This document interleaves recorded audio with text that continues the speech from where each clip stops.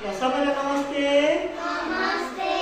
आज हामी केको बारेमा के टपिक हाम्रो टाइम के टपिक गरे अन्ति तिमीहरू 3 क्लासमा पढ्यौ हैन समय कसरी हेर्ने घडीमा हैन यो कसरी यो सानो सुई भनेको मोटो सुई सानो र मोटो सुईले के चलाउँछ रे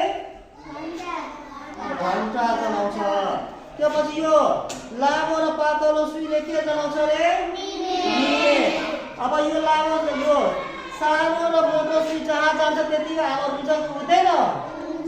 यो अहिले कति बजेको छ 11। अनि त्यसपछि हामी कति मिनेटमा जान्छौँ एकचोटि चेक गरौँ त। यहाँबाट यहाँसम्म गयो भने कति मिनेट फेरि यहाँ 2 मा गयो भने 10। जति बढ्दै गयो त्यति 5 बढ्दै जान्छ हो कि हैन। त गर्न त तिमीहरुलाई अहिले कति मिनेटको छ 5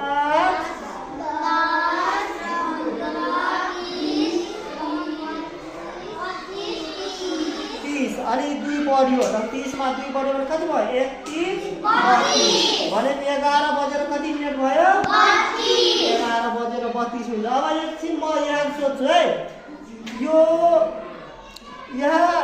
यहाँदेखि हेर मोटो सुई भनेको आवरको सुई यहाँदेखि यहाँ पुग्नलाई यो कति चोटिमा कहाँबाट कहाँ पुग्नु पर्छ यहाँबाट यहाँसम्म ल गर्न त 1 घण्टा हुनलाई कति मिनेट पुग्छ 5 10 15 20 25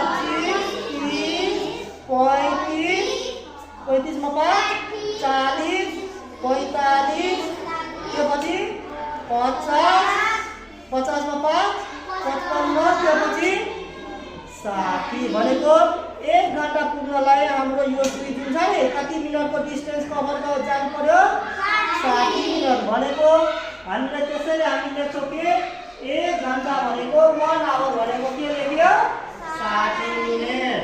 अब यो जुन छ नि सुई यो पातलो सुई यो भनेको के हो सेकेन्ड हो हैन के हो यहाँदेखि यहाँसम्म जानलाई सेम।